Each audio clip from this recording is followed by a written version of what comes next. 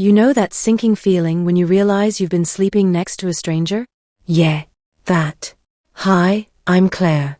And the story I'm about to share might just make you change your banking password, and maybe even your last name. But before I unravel how my loving husband secretly took out a massive loan in my name, and how I got the most glorious revenge by selling the house he thought was his, let me ask. Please hit subscribe if you're into real stories of betrayal and sweet karma. New episodes drop every week, and trust me, you don't want to miss what's coming next. Now, back to my disaster of a marriage. Chris and I had been married for 6 years.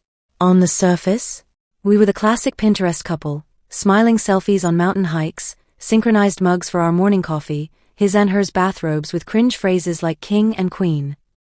Behind the filtered photos, a man who couldn't hold a job for longer than a presidential term, and a woman, me, who was slowly realizing she was married to a financial toddler. But love is blind, and apparently deaf too, because I kept brushing it off. Oh, he just hasn't found the right career yet. He's creative. He's not supposed to be good with numbers. He helped pick out the kitchen backsplash. Lies. All lies I told myself to avoid the truth. Then came the first red flag I actually paid attention to. We were at brunch with friends, a new couple, Mike and Rachel was complaining about how she found out her ex had taken out a loan in her name without telling her. Everyone gasped, horrified, except Chris. He smirked, like it was clever. I stared at him, trying to gauge whether he was just being his usual devil's advocate self, or if that was guilt swimming behind his eyes. I wanted to ask right then, but we were in public, and I didn't want to look paranoid, so I filed it away. The real unraveling started 2 months later. I got a call from a collections agency asking why I hadn't made a payment on the loan. What loan? I asked. They gave me the last 4 digits of an account I'd never seen. I told them it had to be a mistake. Someone must have used my identity. They insisted it was opened from my IP address, with my email and my signature. I froze. There was only one other person who had access to those things. Chris. I didn't confront him right away. Instead, I played dumb. I asked if he'd gotten any weird calls, if he'd seen anything suspicious in the mail. He shrugged it off, said I was being dramatic. That night, I waited until he was asleep, opened his laptop. Same weak password he'd always used, drums for life. And there it was. An email thread. Dozens of them. Loan approval. Electronic signature. Transaction history. $65,000. That's how much debt he had secretly tied to my name. I didn't cry. I just stared at the screen numb. The man I married had forged my signature to take out a loan. And spent it on what? That part? Oh, that came later. I called a lawyer the next day. He told me that because we were married, and because Chris had access to our shared devices, this was going to be messy. Yes, it was fraud. No, it might not be prosecuted unless I pushed hard. And yes, I'd be liable for the loan unless I could prove I didn't sign it. I was screwed. Until I remembered something. A secret I had kept, not out of deception, but out of sheer independence. You see, 3 years before we got married, my grandmother passed away and left me her house. A fully paid off, 3-bedroom Victorian cottage in a quiet town about 90 minutes away. I never told Chris. At first because it felt too personal, and later because it felt safe. He thought we were renting our home from a landlord. What he didn't know was that I'd used a trust, and I was the landlord. Yup. He was technically paying me rent. For 4 years. You see where this is going? So I made a plan. I started gathering evidence, every email, text, and transaction that proved he opened the loan behind my back. I hired a forensic document examiner to analyze the signature. I secretly recorded a conversation where he admitted to borrowing the money and saying, "It's not like it hurts anyone." It was disgusting. He used that money for investments, which I later found out meant crypto scams and a failed attempt to start his own podcast. And a trip to Vegas. With someone named Kiki. I stayed calm. Pretended not to know. I made him think everything was fine. And then? I struck.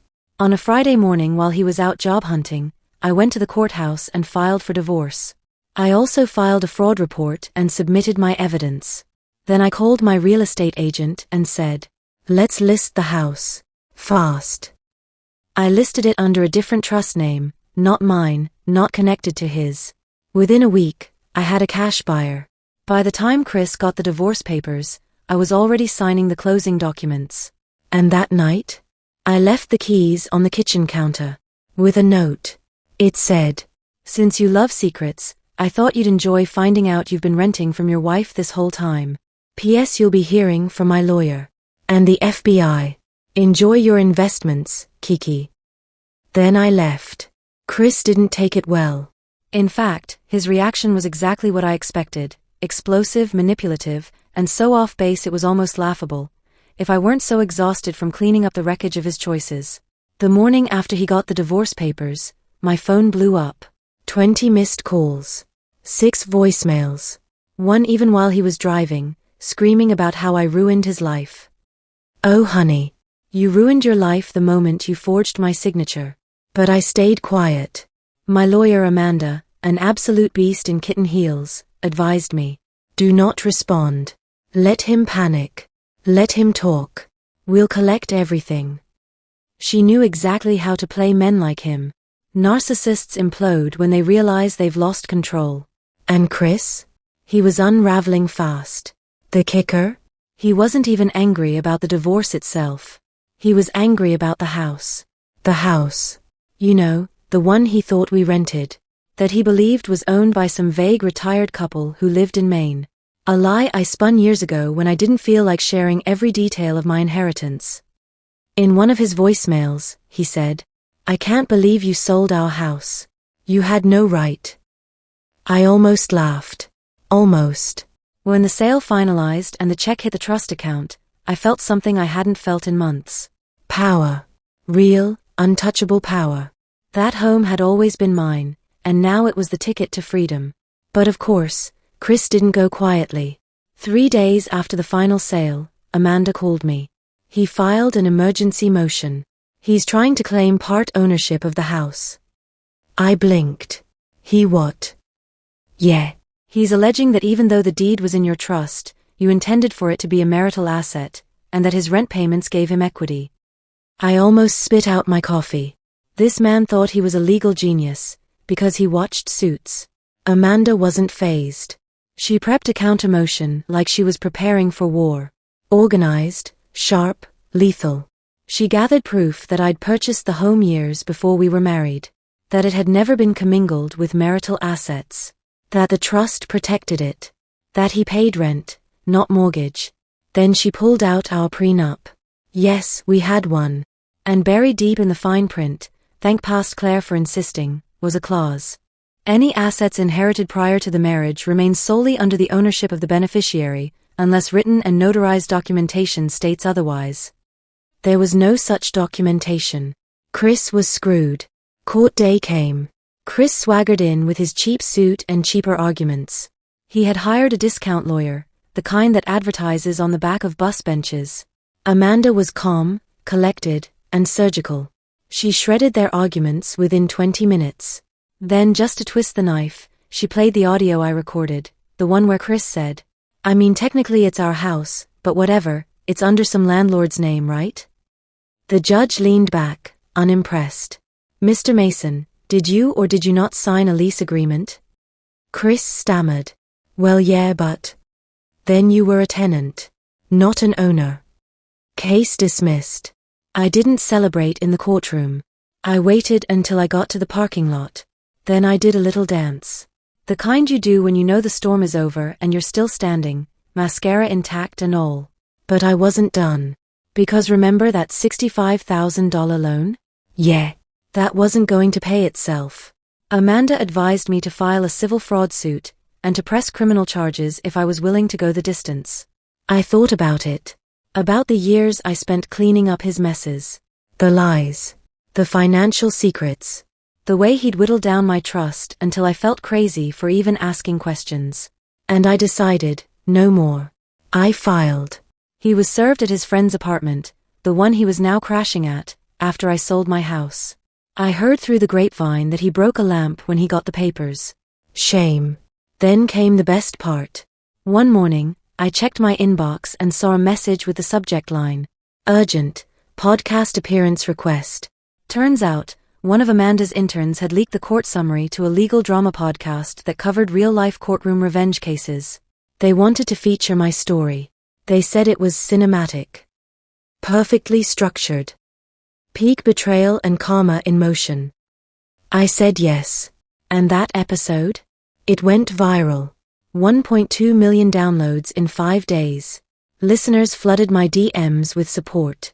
Some shared their own horror stories. Others just said thank you. But best of all, it made its way back to Chris. I know because he texted me. "You really made this public? You're disgusting." I smiled and replied with one sentence. "You made it public when you signed my name." But here's the real twist. You remember that house I sold? I didn't spend a dime of that money on myself. Instead, I set up a fund. A foundation in my grandmother's name, to help women escape financially abusive marriages. It launched quietly. No press. No fanfare. Just real support for real women. And the first woman we helped left her husband after he emptied their child's college fund to buy a truck. We paid for her attorney fees, her deposit on a new apartment, even therapy for her and her kids. She sent me a message that said, "You saved my life. You don't even know it." But I did. Because I'd been there. And now? I was the one holding the ladder. Chris tried to appeal the fraud case. He failed. And when the loan company realized I had enough evidence to prove identity theft, they dropped it from my credit report, and turned around and sued him. His wages are now being garnished. I'm told he works at a warehouse. No offense to warehouse workers, honest work is noble, but it's poetic that someone who thought he was a financial genius is now boxing Amazon packages for minimum wage. As for me, I sleep peacefully. No hidden debt. No secrets. Just silence. Sometimes people ask if I miss being married. And the answer is simple. I miss the version of myself I used to be. But she's not gone. She's evolved. You'd think after everything, the forged loan, the lawsuit, the house sale, Chris would crawl back into whatever hole he came from. But no. Narcissists rarely go quietly. Especially when they've been publicly humiliated. I was finally rebuilding my life. The legal dust had settled, my credit was recovering, and I'd started sleeping through the night again. But something deep inside me still itched, like I knew the final blow hadn't landed yet. I wasn't wrong. It started subtly. A blocked number called me while I was at the grocery store. I ignored it. Then it happened again the next day. Same thing, no voicemail, just silence. 3 days later, I got a notification from my bank, an attempted login from an unknown IP address in another city. Then my insurance provider emailed to confirm the change to my beneficiary. What change? I hadn't made any. That's when I knew. Chris was trying something. I called Amanda, my lawyer. She didn't sound surprised. In fact, she sighed like she'd seen this 100 times before. They always come back. Especially the ones who feel like they've lost the upper hand. She recommended I freeze my credit immediately, enable two-factor on every account, and pull a full identity audit.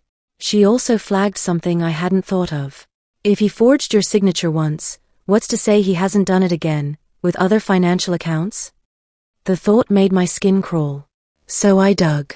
Turns out, Chris had tried to open 2 more lines of credit under my name, one a month before I served him divorce papers, and one after.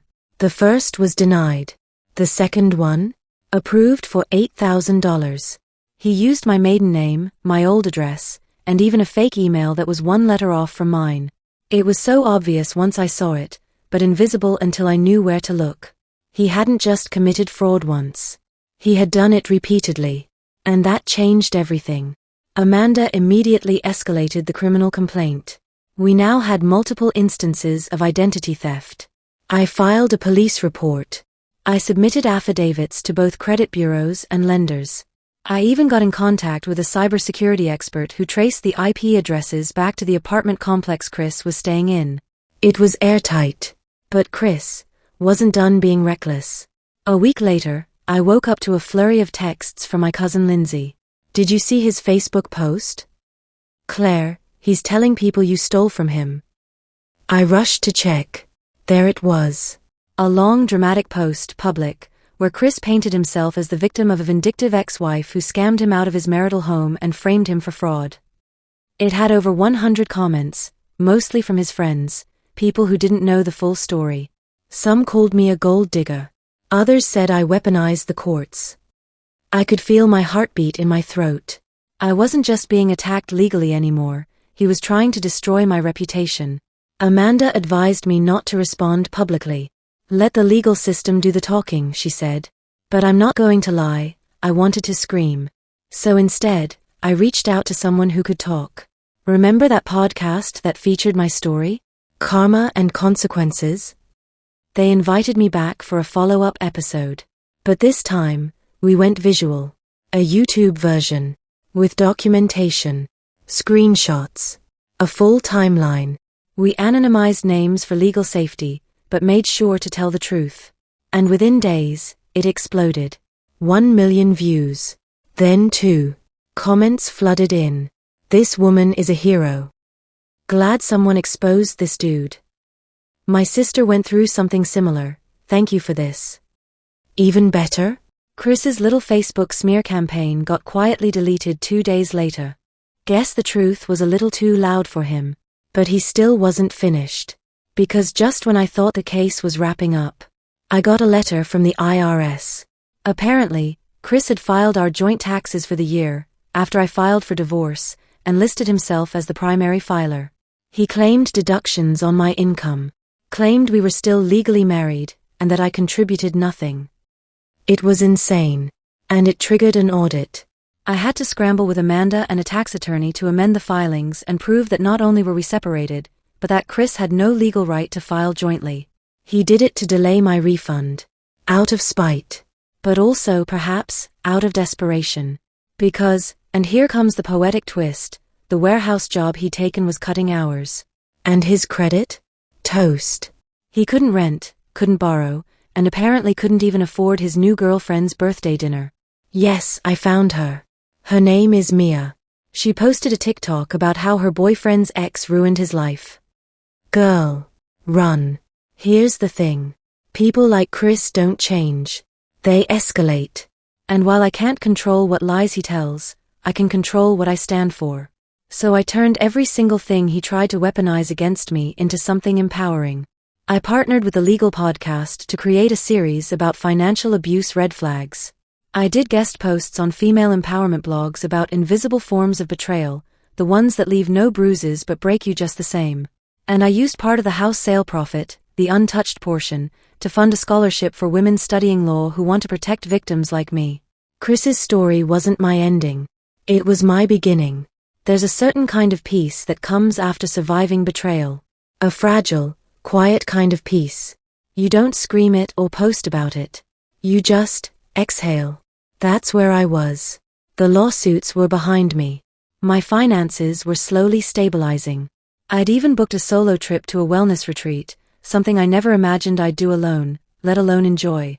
But right when I thought Chris was finally out of my life for good, he came back, dragging me into court, again. It started with a thick envelope on my doorstep. Certified mail. I knew that weight. That pit in your stomach when you see the legal watermark through the paper. I opened it. Inside, a petition. Chris was suing me, for emotional distress. Yes. You read that right. The man who forged my name on a $65,000 loan, tried to smear me online, opened fake credit lines, filed fraudulent taxes, and torpedoed my credit score, was now claiming I had emotionally damaged him. Amanda, my lawyer, called it what it was, a frivolous retaliatory suit. He's not trying to win, she said. He's trying to punish. To drain your energy. To see if you'll break. It's called legal harassment, a tactic abusers use to keep control even after a breakup. But I wasn't the same woman he used to push around. So we geared up. Again. Amanda filed a motion to dismiss. We prepared countersuits. We subpoenaed text messages, emails, even social media posts where Chris himself boasted about finally getting payback on me. This wasn't just a desperate man. It was a pattern. A weaponization of the legal system. When we got to court, Chris was there with a smug smirk and a new lawyer. A loud, theatrical type who clearly thought he was auditioning for Law and Order. He claimed I humiliated Chris online, that my podcast appearance was defamatory, and that Chris lost job opportunities because of my one-sided narrative. My blood boiled. But Amanda was ready. She calmly handed the judge a thick folder of evidence, notarized court transcripts, proof of Chris's fraud, screenshots of his Facebook rants, and our divorce decree, which outlined exactly why I'd gone public. Then she dropped the bomb. Your Honor, my client made one podcast appearance, anonymized, legally vetted, and without ever naming the plaintiff. The plaintiff, on the other hand, made multiple public accusations with names, which directly violated his own court order. The judge barely blinked before saying, "This is a waste of the court's time." Motion to dismiss, granted. Case, closed. Again. But the stress? It lingered. Chris may have lost, again, but his goal wasn't to win. It was to wear me down. And for a brief moment, I wondered, was he succeeding? Until something unexpected happened. That same day, a woman approached me in the courthouse hallway. She looked about my age, nervous, clutching her purse with both hands. "Claire," she asked quietly, "can I talk to you for a second?" I hesitated. Then she said, "My name's Mia. I think we've both dated the same man." My stomach dropped. Mia. His new girlfriend. The one from TikTok. We stepped outside. What she told me made everything make sense. Chris had lied to her about everything. Said I was obsessed. That I forged his name on a loan. That I ran off with his money. She only realized the truth when one of her friends listened to the podcast and connected the dots. And when she confronted Chris, he called her ungrateful. Said she was just like me. Then threatened to sue her. That's when she left. She came to court not to spy, but to warn me. He's talking about getting a restraining order. Said it'd look good on paper, to make you seem unstable. I couldn't believe it. Chris was trying to fabricate another legal situation, just to ruin my credibility. But this time, we were 2 steps ahead. Amanda filed a no-contact order immediately. She also submitted a motion to declare Chris a vexatious litigant, a legal term that limits someone's ability to file repeated, baseless lawsuits. It's rare. But in cases like this, totally valid. The court set a hearing date. And this time, we didn't just defend. We went on the offensive. At the hearing, we presented Chris's entire litigation history. The forged loan. The fake credit lines. The false tax filings. The defamation suit. And now, this emotional distress nonsense. Amanda argued that Chris had weaponized the court to continue a pattern of post-separation abuse, and the judge agreed. He ruled in our favor. Chris would now need court permission before filing anything else against me. And just like that, the door finally slammed shut. But that wasn't the most satisfying part. That came a week later, when I got a letter from Mia. Handwritten. She thanked me for being public. For not backing down. For helping her see the truth before it was too late. And inside the envelope, she included something else. A flash drive. She said she'd backed up some of Chris's files, just in case, and found something she thought I should have. I plugged it in. Inside was a folder labeled Karma Vault. He had recordings. Of himself. Boasting to friends. Laughing about how easy it was to open credit in my name. Mocking me. Even bragging about how he was going to sue her into silence. I forwarded it to Amanda. She said, "This could get him charged. Are you ready for that?" I thought about it. About the nights I cried, the accounts I rebuilt, the credit score I had to rescue. And I said, yes. So we submitted the evidence. The DA opened a fresh investigation into multiple counts of identity theft and fraud. And now, Chris isn't just dodging creditors anymore. He's dodging jail time. When you've been silenced long enough, speaking the truth feels like rebellion. But when that truth is backed by hard evidence, and a courtroom hears it, it becomes justice. And justice has no mercy for men like Chris. After turning over the flash drive Mia gave me, Amanda handed it to the district attorney's office. We expected it might trigger an investigation, maybe even a new round of questioning. But within 2 weeks, we got something more. A court summons. Chris was being formally charged with 2 counts of identity theft, 1 count of fraud, and 1 count of wire fraud. The trial date was set. And for the first time since this all began, I wasn't on the defensive. Chris was. The courtroom was smaller than I imagined, no grand TV-style drama. But every seat held someone who'd watched me fall apart and rise again. Amanda sat beside me. On the other side, Chris, in a wrinkled suit that looked borrowed and a lawyer that looked like he hadn't read the file. Chris refused to make eye contact. But I didn't look away. The prosecution started strong, presenting documentation of every fraudulent act. Exhibit A, the original forged loan. Exhibit B, the new credit card applications using my name. Exhibit C, emails where Chris impersonated me to make payments. Exhibit D, and then the flash drive. That's when things shifted. Because as they played his own voice out loud in that quiet room, bragging, laughing, mocking me, I watched his lawyer physically shrink in his seat. She won't see it coming.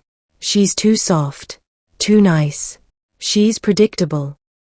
That recording echoed across the walls. Nobody said a word.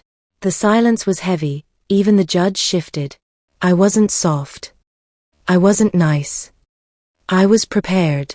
When it was my turn to testify, I felt my hands tremble. But Amanda gave me a small nod, the same nod she gave me the first day I came into her office shaking. I stood, took the oath, and told the truth. How Chris had destroyed my trust, my finances, my sense of safety.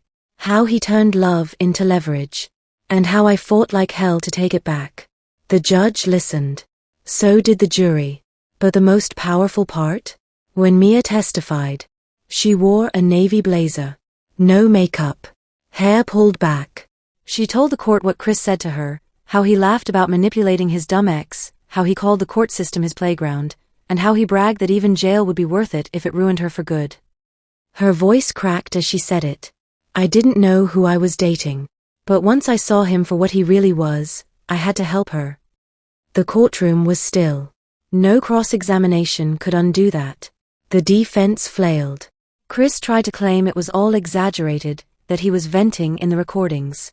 But the prosecution shut that down. The evidence was too clear, too thorough, too real. The verdict came swiftly. Guilty on all counts. The judge didn't mince words either. This wasn't just financial fraud, it was psychological abuse. A calculated campaign to humiliate and destabilize a partner who trusted you. Chris was sentenced to 2 years in prison, with mandatory restitution. And just like that, it was over. Outside the courthouse, reporters gathered. Someone asked me, "What would you say to other women going through this?" I didn't have a rehearsed answer, but I looked straight into the camera and said, "Don't mistake being quiet for being weak. The truth always makes noise. And you deserve to be heard." Later that night, I sat alone on my porch, watching the sun set over the edge of my property. My property. There were still scars, credit to rebuild, therapy appointments, nights I woke up gasping. But there was also something else. Freedom. Not just from Chris, but from the lie I used to believe, that I needed someone else to save me. I saved myself. Some people think revenge means fire and fury. But real revenge? It's peace. It's power. It's the kind of silence that comes after the storm, when the person who tried to destroy you realizes they never had a grip on your destiny in the first place. That's how it felt when Chris was sentenced. I didn't cheer. I didn't gloat. I simply walked out of that courtroom free. But I wasn't done. Because the house? The one he didn't know I owned? It was never just a property. It was my reset button. Let me take you back. A few years before I even met Chris, my grandmother left me a small inheritance. Nothing wild, just enough for a down payment on a modest fixer-upper outside the city. It wasn't flashy, but I loved it. I rented it out for years, quietly paying it off in the background while Chris and I lived in the townhouse he insisted we lease. He never knew about it. I kept it in my name, my files, and my backup email. I didn't do it out of distrust at the time. I just wanted something of my own. Funny how intuition works like that. After the trial, once the dust had finally settled, I revisited that house. The tenants had moved out. The yard was overgrown, the paint was chipped, and a few windows needed replacing. But standing in that empty living room, I saw myself. The version of me I thought Chris had broken, still standing. Still mine. So I made a decision. I would sell it. But not just to move on. I was going to use that money for something bigger. Something lasting. The house sold quickly, all cash, over asking. I transferred half into an investment account. And with the other half, I created the Hart Fund. A small private grant for women recovering from financial abuse and coercive control, the kind Chris inflicted on me. I partnered with a local nonprofit that helps domestic abuse survivors, particularly those with complicated financial entanglements. You'd be shocked how many women stay because they think they can't afford to leave. I wanted to help change that. The fund helps pay for legal fees, credit repair, emergency relocation, therapy focused on financial trauma. Each applicant gets paired with an advocate, someone who's been there. Because I believe in survivors helping survivors. Because I know how it feels to watch your life unravel from behind a smile. And because I had the means, finally, to do something about it. When I launched the fund, I didn't publicize it much. Just a soft website. A few quiet partnerships. But word spread. Within months, I got an email from a woman named Janelle. She was 29. 2 kids. Her ex had drained her savings, maxed out her cards, and disappeared.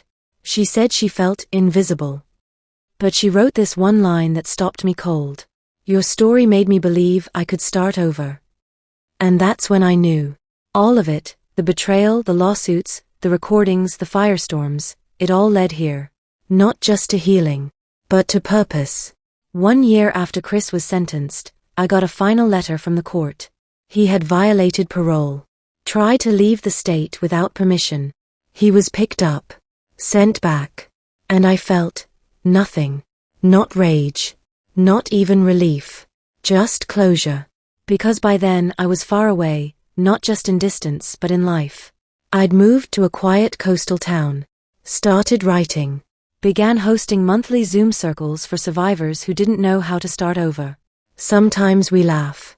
Sometimes we cry. But every time someone says, I thought I was the only one. And I remember how I felt, scrolling in the dark, desperate for a story like mine, one where the woman wins. So I keep telling it. Here's the truth. Chris tried to steal my name, my money, my identity. But he underestimated something bigger. My voice. And you know what? I'm never giving it up again.